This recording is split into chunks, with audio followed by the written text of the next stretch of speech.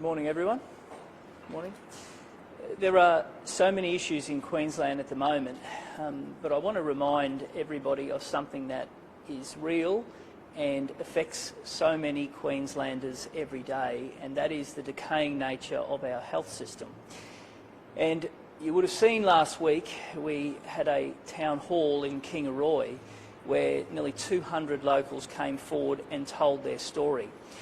Well, today, two brave regional Queenslanders have come to our Parliament to do the same and to shine the light on what happens when a government doesn't plan properly and everyday Queenslanders fall through the cracks of a broken system. Shortly, before Ros makes some remarks, Brent will introduce you to two of his constituents. In the case of Daryl, Daryl is one of those 267,000 Queenslanders waiting to get on the waiting list. And in his case, he is desperately seeking cataract surgery that if he doesn't get, he'll go blind. In the case of Stephanie, you'll see someone who is the victim of ambulance ramping. And I've stood up many times and I've spoken about the consequences of it. But if you are in the southeast, there is a greater than 1 in 2 chance that you will fall victim just like she did. And what I find most refreshing is that both of them have nothing but praise for every staff member that they encountered in their journey. The ambos, the doctors, the nurses, the specialists, the brave community that is around them and has helped them in their hour of need. They haven't said a bad word. In fact, to the contrary, they have said how incredibly brave the staff were and how prepared they were to go above and beyond. But the staff, just like the patients, are victims of a broken system. And until we start putting them back in charge and properly resourcing our health system, we will have more Queenslanders falling through the cracks in what is a health crisis that has been 7 years in the making. I'll ask Ros to say some words. Ros Bates, Shadow Minister for Health and Ambulance Services. Well, Queenslanders deserve a world-class health system no matter where they live, and that includes the Sunshine Coast. We know that Queensland Health was in trouble long before COVID, and we know that this government has no plan to fix the Queensland health system, and in fact they've stopped listening. Unlike the LNP, who are doing health town halls all around this state, we are listening to Queenslanders. Let's talk about some facts. Ambulance ramping in this state is 45%. That is the highest in the country. There are 57,000 Queenslanders waiting to have surgery today, and there are 267,000 Queenslanders waiting on the waiting list like Daryl today. We are seeing ambulance ramping getting worse and worse. This government has had 7 years and 3 terms to fix it, and now they're asking you for another 7 years. This government has stopped listening. It's stopped listening to patients like Daryl and Stephanie, and it's stopped listening to my hard-working colleagues on the front line, the nurses doing double shifts in the ED departments, the ambos stuck on a ramp, the doctors not being able to find a bed for their patients.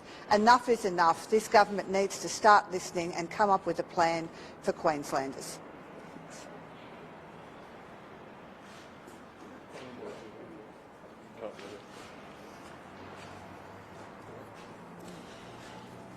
Well, I've brought Daryl and Stephanie down to Parliament here today to give voice to the Queensland health crisis that is affecting all Queenslanders, but no more so than in regional Queensland. Daryl and Stephanie first contacted me a number of weeks ago, being on the outpatient waitlist, the waitlist for the waitlist. Daryl should have been seen within 90 days. He was told he wouldn't see a doctor until August next year for his cataracts, which are basically causing him to not be able to see at all. Since then, they've both been ramped, and today they'll tell their story. Stephanie, you were ramped when you broke your hip. Tell us, step up to the microphone. Carl, let's get you over here next to Stephanie. Right. Stephanie, you broke your hip a couple of weeks ago and you were ramped at the time. Tell Queenslanders how that made you feel. Well, yes, I was in excruciating pain, and being ramped was certainly no fun. Just with the ambulance guys having to pump me full of morphine while I was being ramped, and I was ramped for approximately 5 hours. And the worst part from being ramped was knowing that there were I was just in pain from a hip breakage. And I was really concerned about the other people that were being ramped that didn't really know what was wrong, they were in pain and may have had life-threatening illnesses. So I felt a bit guilty pushing to get a bed and be looked after by doctors and nurses and to let the ambulance guys go home. You know, they're just hanging around waiting because they can't go anywhere until there's a handover, and there's probably somebody else a lot sicker than me that needs an ambulance in their house to get them to a hospital. So it's a twofold feeling. You want service for you, but you're thinking about the other people that are missing out too. And Stephanie, you're full of praise for the doctors and nurses and they're angels. I called them angels the whole time I was there. They are amazing.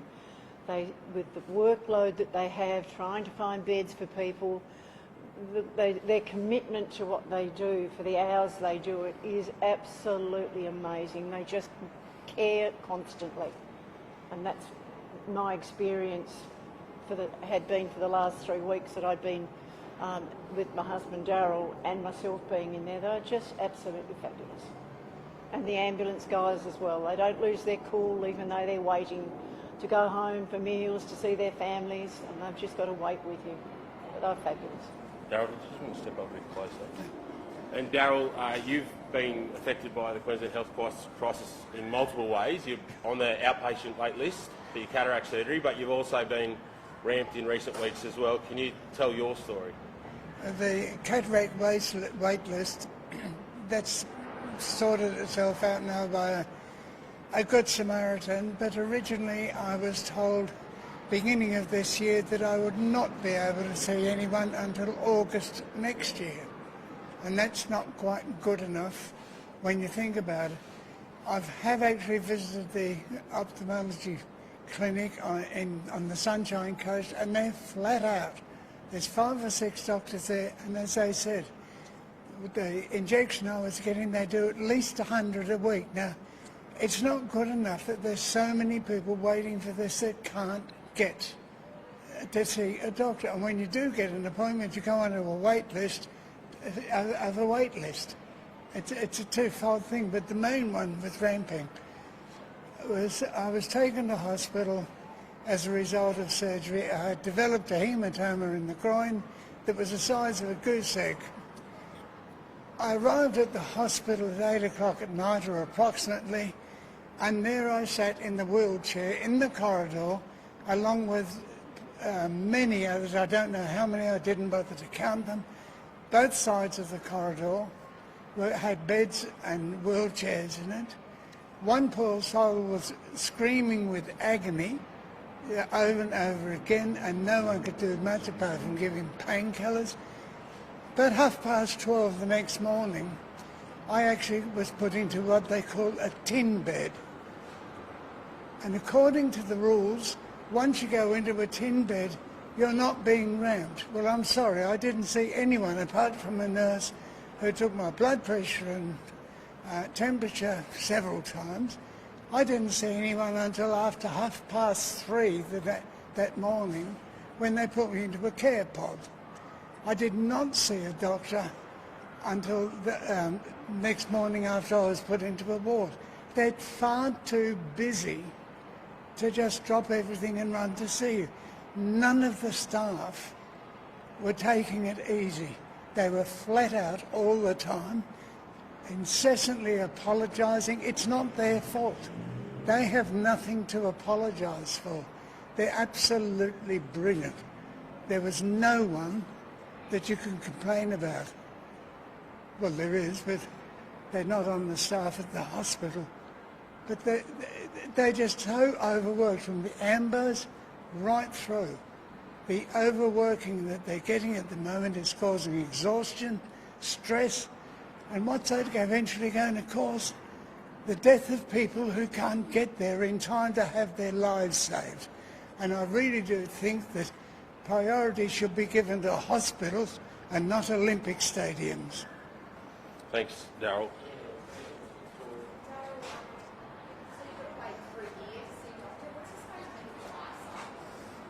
I'm sorry, I can't. Sorry, At the Darryl, moment, wasn't I hard to can't see see in in real front of life. the So the boat. question, Given you're going to be waiting to see a doctor, what's this going to mean for your eyesight? It would have meant that I would have gone blind. They also found, because of this Good Samaritan, they have found a disease in my right eye, and he said if I didn't have the injections now, I would be blind by Christmas. So that's how bad it was. The system was expecting me to wait until August next year before I could even have that diagnosed.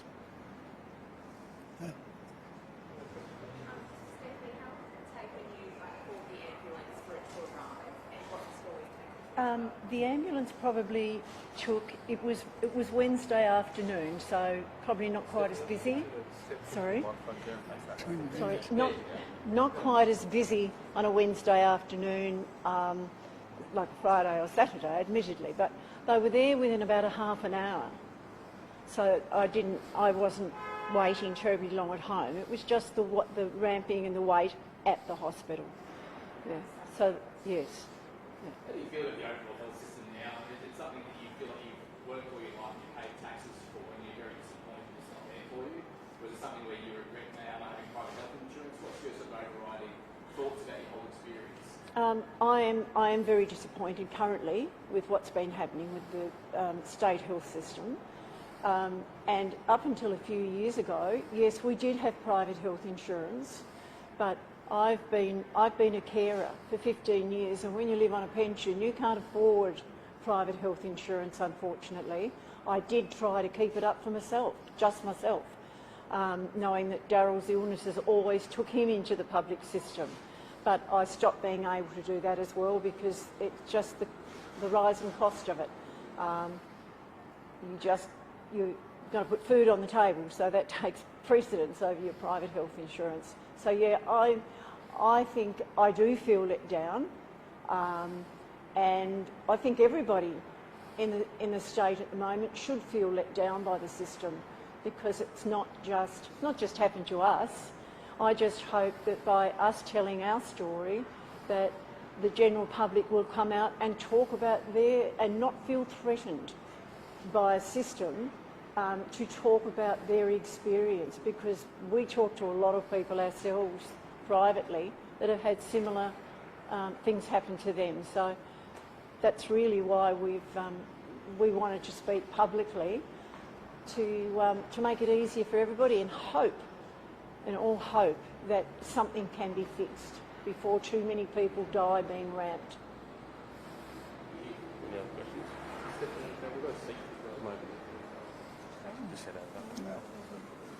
I think the last point I'd like to make is just to say that Darryl and Stephanie are one of many who contact MPs' offices right across the state.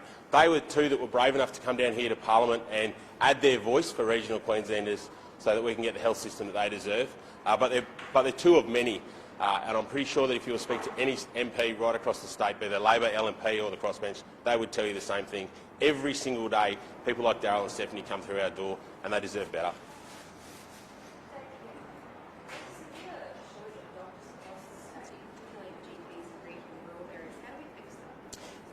Starting by valuing them, but there also has to be incentives for GPs to attract, retain and value. Now, it's not through a lack of money that the state government is spending on health that the system is broken. It's through a lack of proper planning, valuing staff and making sure that that money hits the front line. I use the example of locums as a classic example of what happens when a government fails to plan. A locum will cost somewhere in the order of 3 to 4 times more than what a GP would, and yet we are using locums right across the state. In the case of Claremont, we've been using a locum for several years. We had a GP who wanted to move there, but because of cumbersome processes, she didn't sign on to the contract. We have retired GPs who would come back into the system if they were respected and valued. We would have a situation where more people would want to go into general practice if there were HECS incentives, and that's something we have to work with the federal government. We have to find a way to make sure that there are a pathway for people to want to get into general practice, go to regional areas and be incentivised to do so.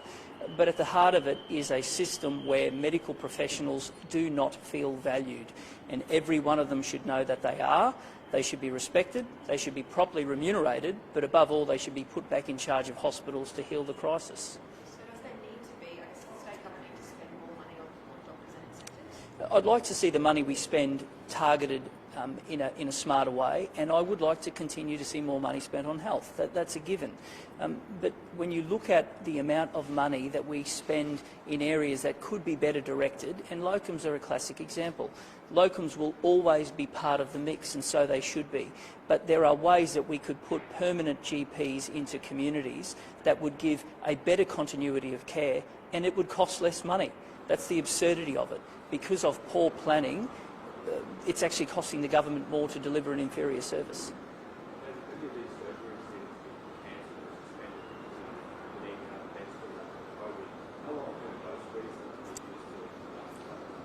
Well, I look at the numbers and it'll tell a story of 7 years of a declining health system. And when this government came to power, ambulance ramping was at 15%. It had already doubled in the month before we even knew what COVID was, and today it is 45%. That is the worst in the country. Now, the government will look for all manner of excuses to blame people. But if we are truly serious about creating a world-class health system, there are solutions on the table that could be implemented right now at minimal cost, and it has nothing to do with COVID preventing us from doing so. So things like better triaging, sharing data in real time, putting doctors and nurses back in charge, that doesn't cost a bucket load of money. That just takes the will of a government to trust the front line again. And then we have to work together to deliver better resources. And better resources will come with a greater price tag. But in the end, if we focus on getting the money at the front line, it can be done, and it must be done, because otherwise you'll continue to have generations of people like Daryl and Stephanie fall through the cracks. Does federal Labor have that policy to give grants to GPs and set up clinics in communities? Is that what you support? We'll look at anything, and I think part of it has to be around HECS and how we can use that as an incentive to get people to go and study general practitioner. But there are things the state government can do immediately as well. And I'm not convinced the government has looked long and hard at this. And a classic example is, what incentives can we have people to move to regional areas? And not just them, their family as well. And Ros always goes at lengths to explain that when a GP moves, his or her partner has to be part of that mix, as does children in many cases. So we are spending a lot of money on locums. Let's provide incentives for GPs to want to move to regional areas. Let's provide more incentives for people who are studying medicine to want to be GPs. There are many things that can be done. But right now, let's value the ones we have who are working in the system already. Let's allow them to put them back in charge. Let's share data in real time. Let's improve our triaging. There are things that can be done to heal the health crisis immediately. Do you think the Medicare rebate needs to be reviewed? I think it does. And I think that's been the case for some time. And it's important that people are incentivised to be GPs, and I know that remuneration is only part of the mix in that, but the stories I hear at the moment from people who work as GPs tell me that that Medicare rebate hasn't kept pace with the growing pressures that they are under.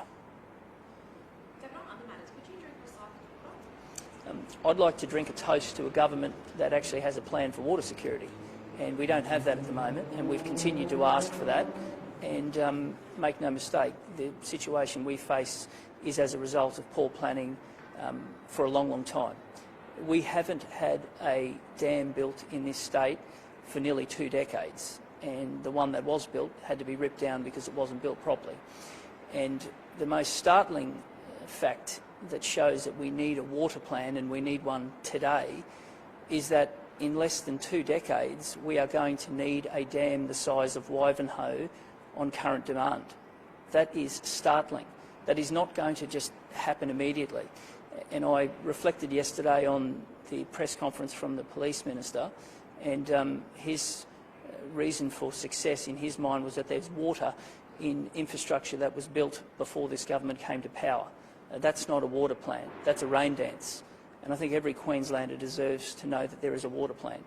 And we'll be responsible and mature as an opposition, but rest assured, if the government doesn't deliver one, we will. But in the next 2.5 years, I would like to think that they can't continue to tread water on an issue that is going to really impact Queenslanders because of poor planning for a generation.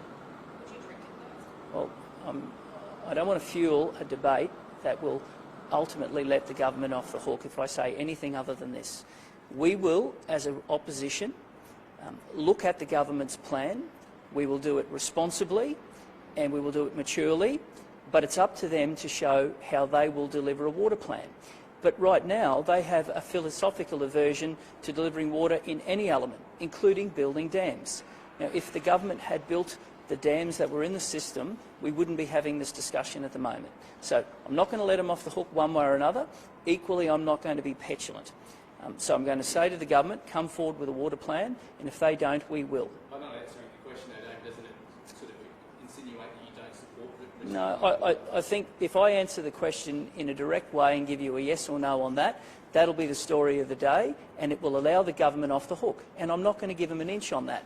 And I think after 7 years, they don't deserve to be let off the hook, because right now they're talking about a desalination plant in a part of the Sunshine Coast that they haven't spoken to one single resident.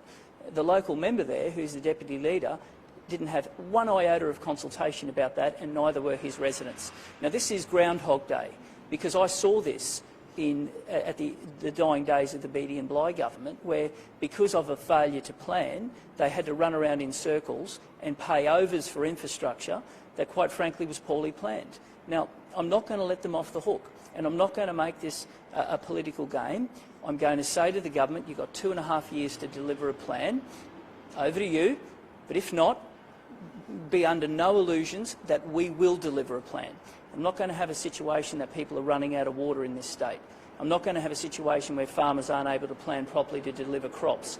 That is going to be the reality if they don't plan infrastructure properly. It's a long way to the next election. My preferred option is a water plan that delivers for every Queenslander across this state. Drinking water and water for agriculture and mining and tourism. Now, it's up to the government to show what their plan is. It shouldn't get to the case that nothing has happened in the next 2 years, but rest assured, one way or another, by 2024, Queenslanders will know very clearly where we stand on a water plan, and I'm not going to allow the government 1 inch until that point.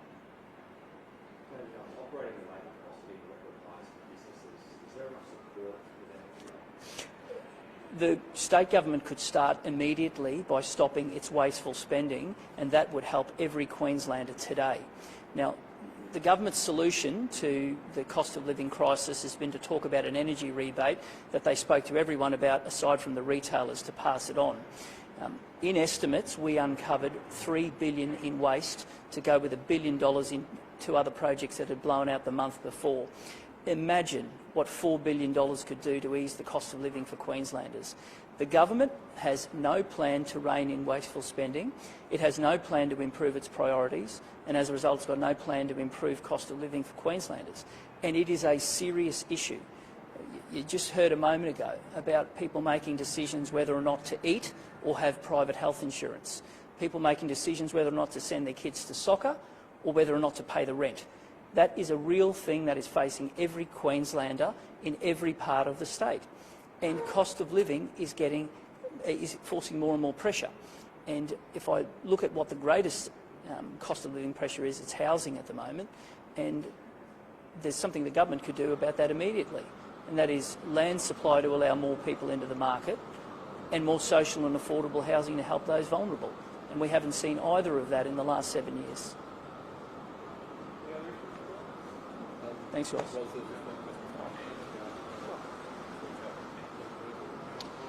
I'm very concerned that our hospitals are so desperate now that they're having to put on Facebook to tell patients not to come to hospitals. My concern is the 65-year-old gentleman at home thinking he's got indigestion, waiting to see if it gets worse, and it turns out to be cardiac. Now, we can't afford for that to happen, and in fact it did actually happen on the Gold Coast a couple of weeks ago, where a registered nurse actually drove her husband to hospital with chest pain because she knew that she wouldn't get an ambulance, and he had a cardiac arrest in the waiting room at the Gold Coast University Hospital and was resuscitated. So we need to be very sure when we're saying to people don't come, that we're not telling those people who may have life-threatening conditions to stay away from our hospitals. Thanks.